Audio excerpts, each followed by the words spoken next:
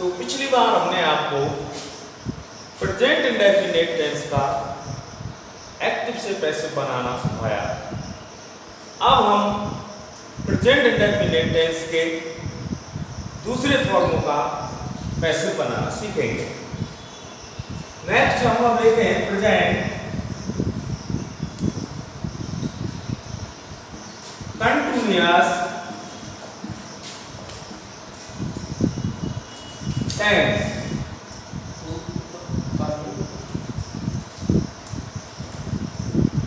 Present continuous tense के active में subject plus helping verb plus verb में I N G करके आता है। जैसा कि मैंने आपको चार्ट बनाते समय बताया कि कंटिन्यूअस टेंस की पैसिव बनाते समय बीइंग शब्द जोड़ा जाता है और प्रत्येक टेंस में चाहे किसी भी टेंस की पैसिव हो थर्ड फॉर्म का प्रयोग किया जाता है। एग्जाम्पल के तौर पर Ram is eating a mango। ये टेंस प्रेजेंट कंटिन्यूअस। अब जब हम इसका पैसिव बनाएंगे तो मैंने आपको बताया कि जो प्रेजेंट जो एक्टिव सेंटेंस का जो ऑब्जेक्ट है इसको हम सब्जेक्ट के स्थान पर तो यहां पर a mango,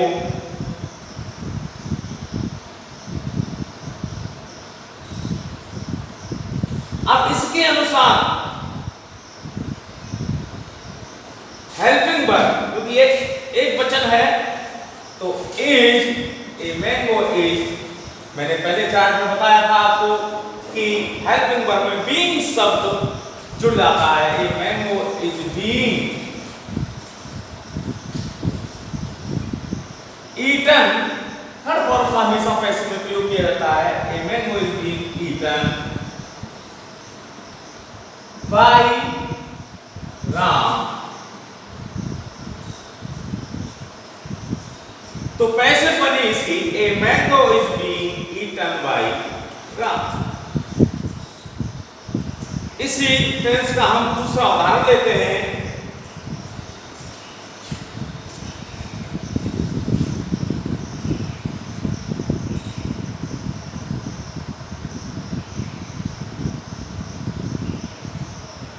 Ram is eating mangoes.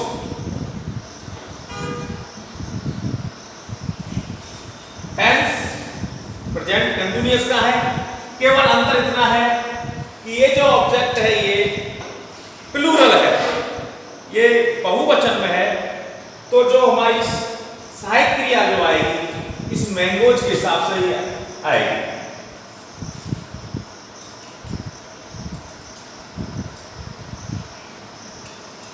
Mangoes क्योंकि ये बहुवचन है तो इसके हिसाब से आ being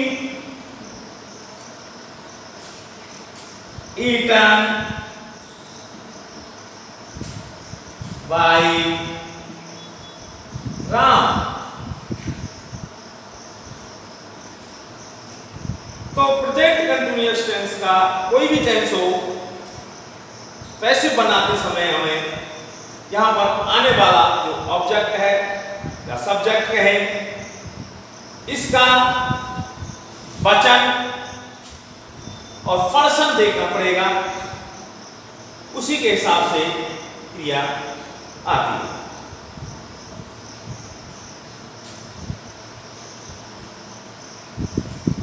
सोहन इज बीटिंग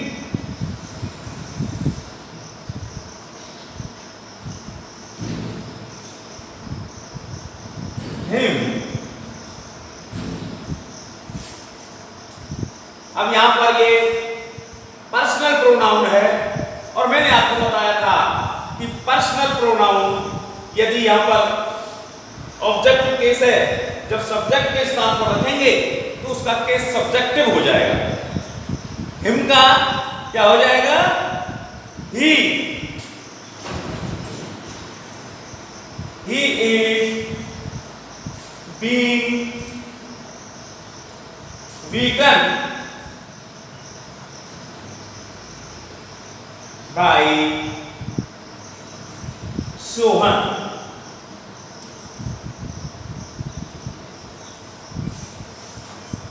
तो कंटिन्यूअस टेंस के अंतर्गत बीइंग शब्द लगता है।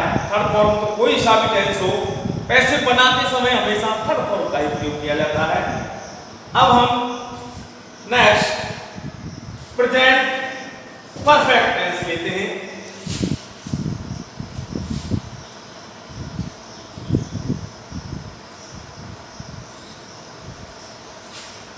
प्रेजेंट परफेक्ट टेंस के अंतर्गत एक्टिव वॉइस में हैज या have plus third form of the verb काम में ली जाती है। Present perfect tense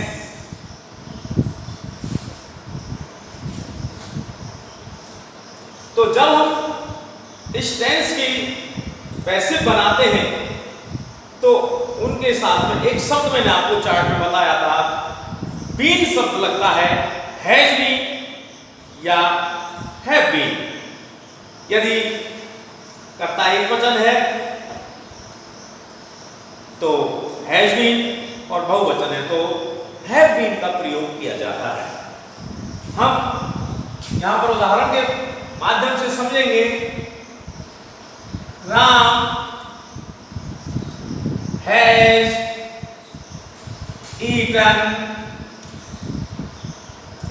a mango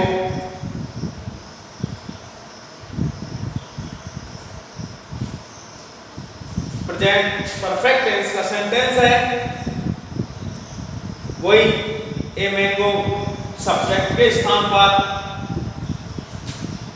a mango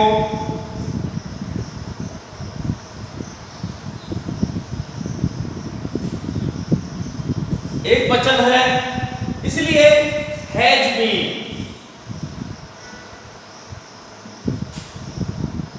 third form का हमेशा प्रयोग किया जाता है ईटन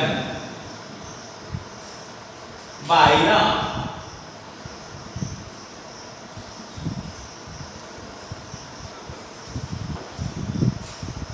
इसी तरह से राम हैज ईटन अगर मैंगोज होता तो यहां मैंगोज हैव बीन ईटन होता, क्योंकि जो सहायक क्रिया है, जो वर्ब है वो यहां इस ऑब्जेक्ट या हम सब्जेक्ट कहें इसके अनुसार आती है।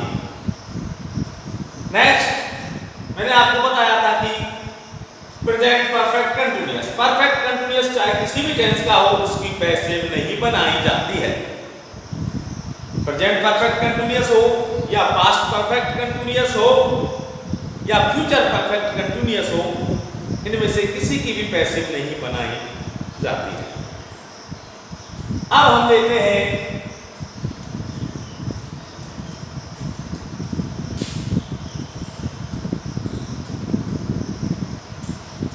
जो सेंटेंस कई प्रकार के होते हैं। Assertive sentence, negative sentence, interrogative sentence, imperative sentence, exclamatory sentence, optative sentence. अब तक हमने यहां इस प्रेजेंट इंडेफिनिट टेंस के अंतर्गत जो उदाहरण देखे वो केवल असर्टिव सेंटेंस अर्थात साधारण वाक्य जिनमें ना तो प्रश्नवाचक हैं और ना नकारात्मक हैं, ना विस्मयबोधक हैं, ना आशीर्वाद हैं। तो ऐसे सेंटेंस हमने जो बताया तक आपको उसे अब हम लेंगे इनका नेगेटिव रूप, प्रेजेंट इंडेफिनिट का ही नेगेटिव।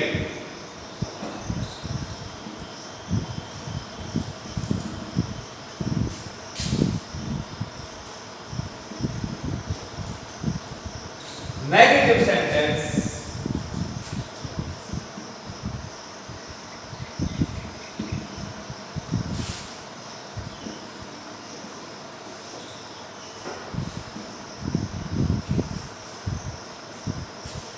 जिन वाक्यों में नॉट शब्द आता है वो नेगेटिव सेंटेंस हैं।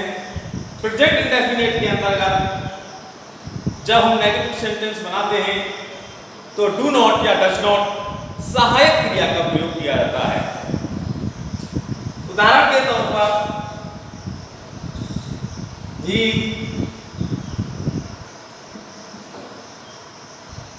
Does not eat A mango.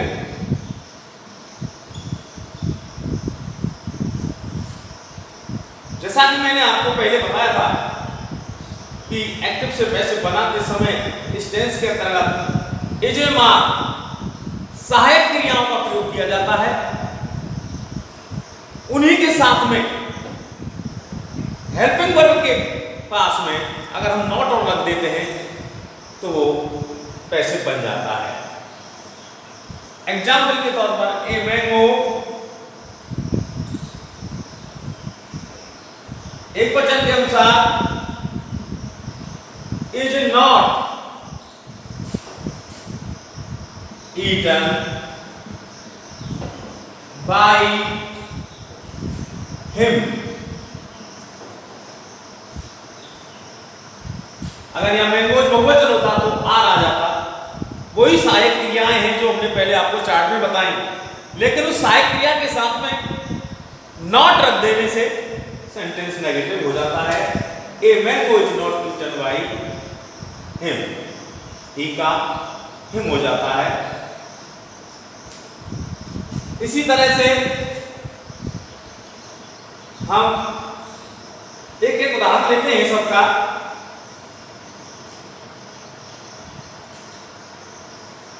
Present continuous tense का लेते हैं।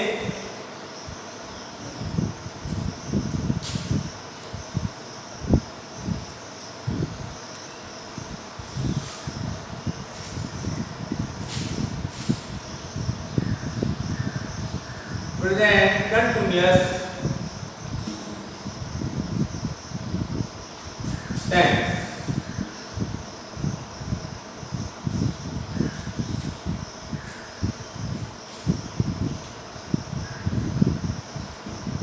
Ram is not eating a mango.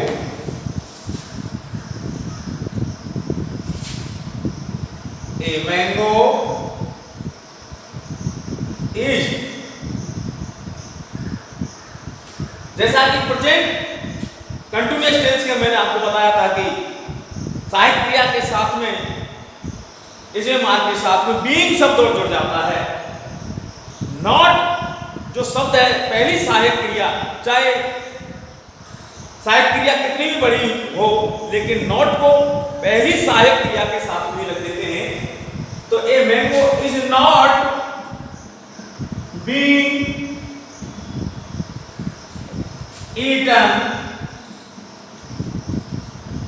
Bye Ram.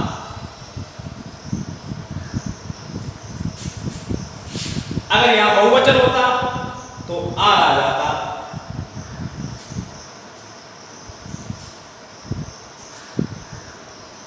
इसी तरह से हम प्रेजेंट परफेक्ट का नेगेटिव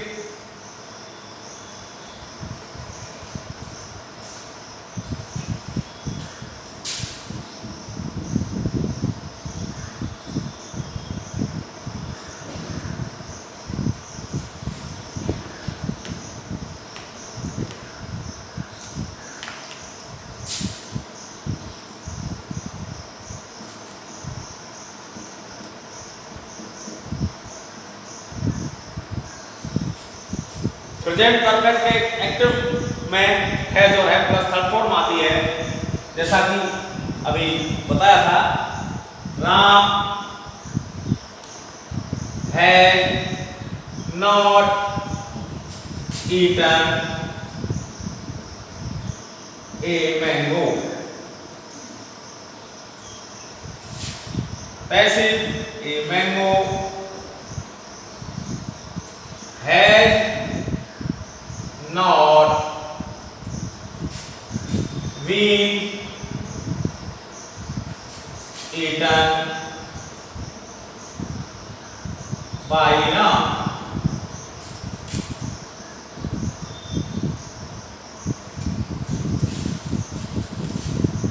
तो नेगेटिव सेंटेंस के अंतर्गत पहली जो सहायक क्रिया होती है उसी के साथ में हम नोट कर देते हैं, और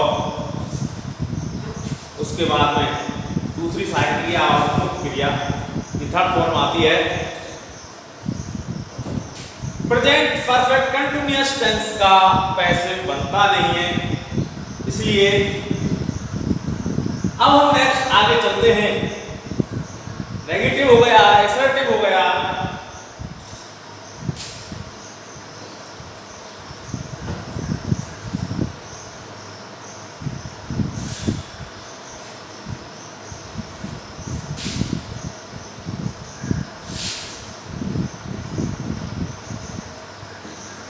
प्रेजेंट इंडेफिनिट टेंस के अंतर्गत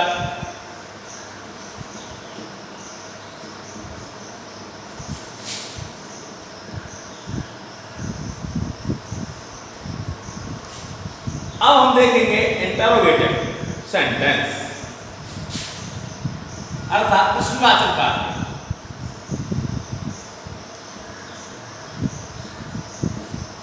इंटरोगेटिव सेंटेंस, जैसा कि आपने पहले पढ़ा है कि प्रश्नवाचक वाक्य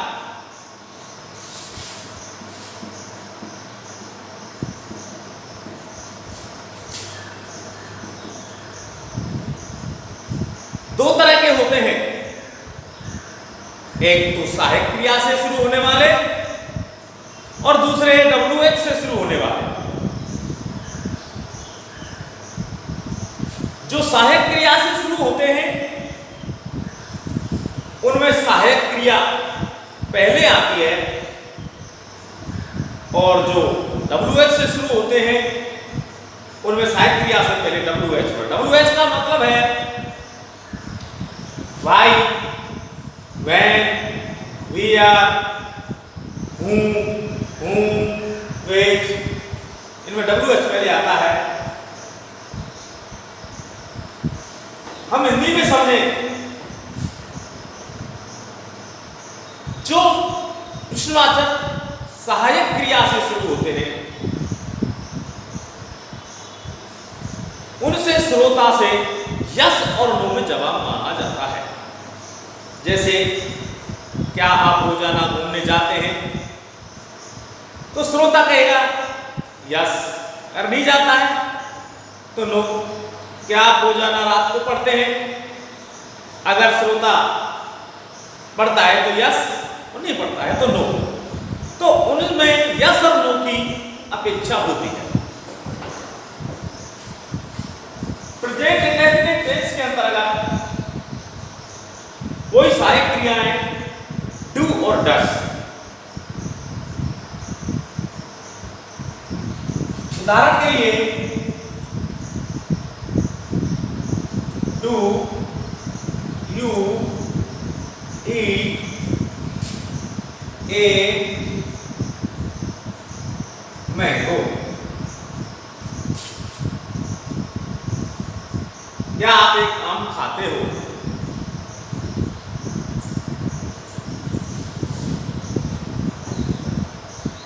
जैसा कि कोई सहायक क्रिया इज, एम और आर, यदि हमारा ऑब्जेक्ट जो पैसिव में सब्जेक्ट के स्थान पर रखेंगे वो एक वचन है तो is.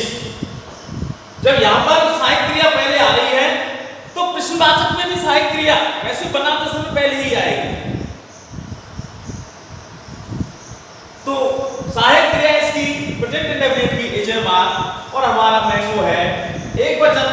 Is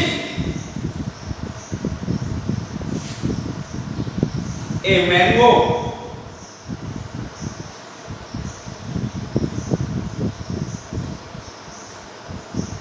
eaten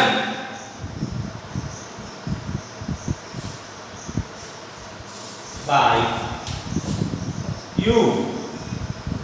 upon by नहीं भी लगाए तो वो इज ए मैंगो ईटन, क्योंकि अंडरस्टूड होता है यू।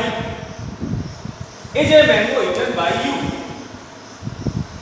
टेंस चाहे कोई सा हो और कोई सी भी फॉर्म हो और किसी भी प्रकार का सेंटेंस हो, चाहे वो नेगेटिव हो चाहे वो इंटेरोगेटिव हो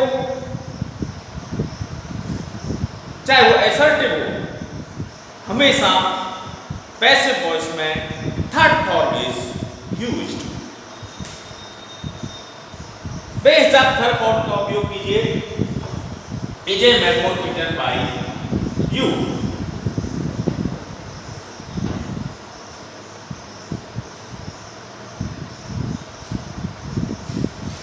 अब हम लेते हैं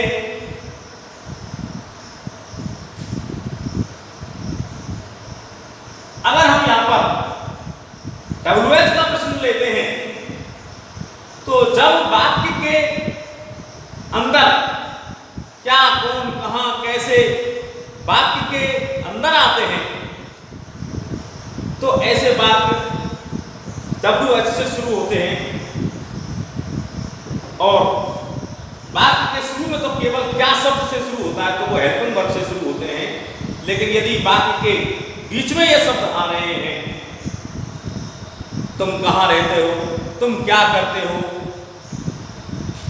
तुम कब पढ़ते हो, तो ये जो कौन कहां कब कैसे वाक्य के बीच में आ रहे हैं तो ऐसे वाक्यों को हम एक्टिव में भी WH से शुरू करते हैं तो पैसिव में भी WH से ही शुरू होते हैं। पैटर्न वही है। हम यहां पर एक शब्द जोड़ देते हैं भाई। हम यहां पर भाई शब्द जोड़ते हैं। भाई do you eat a mango. आप एक आम क्यों खाते हैं? मैंने आपको बताया कि ये WH से शुरू हो रहा है तो पैसिव में भी हम WH ही लगाएंगे। भाई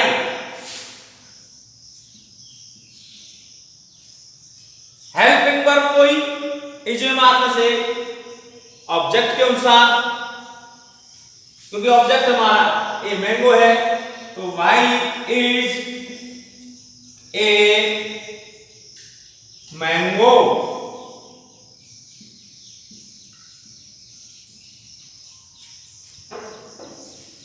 eaten by you। चाहे वाक्य WH का हो या वाक्य हेल्पिंग वर्ब से शुरू हो, थोड़ा सा डिफरेंस है। यदि केवल हेल्पिंग वर्ब से शुरू है तो एक्टिव पैसिव बनाते समय भी हम पहले हेल्पिंग वर्ब लेते हैं और यदि वाक्य WH से शुरू है तो उस हेल्पिंग वर्ब से पहले हम WH रख देते हैं। इसके अंतर्गत भाई है, इसमें भी पहले भाई है। हेल्पिंग वर्ब वाला बताया तो उसमें सब हेल्पिंग वर्ब साथ में आती है। तो सेंटेंस चाहे WH का हो या हेल्पिंग वर्ब का हो वही उसका उसी के अनुरूप पैटर्न होता है।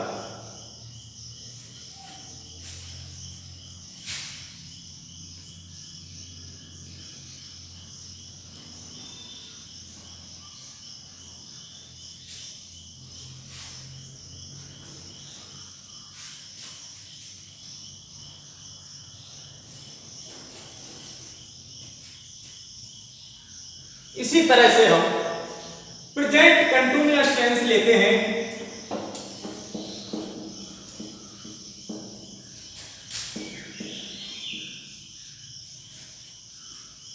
प्रेजेंट कंटीन्यूअस टेंस के एक्टिव के अंतर्गत एज मार्क प्लस वर्ब के साथ आईएनजी आती है।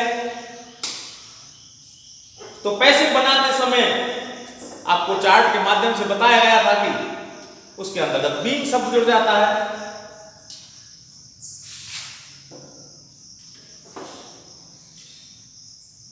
मोहन इज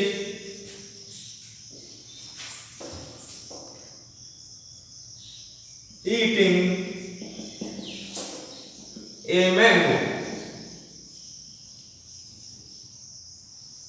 आपकी समझ की दृष्टि से हमने एक जैसे ही लगभग उदाहरण लिए हैं जिससे आपकी समझ बने, आपकी पकड़ बने। Mohan is eating a mango, ये हमने आपको बताया। अब यदि इसका हम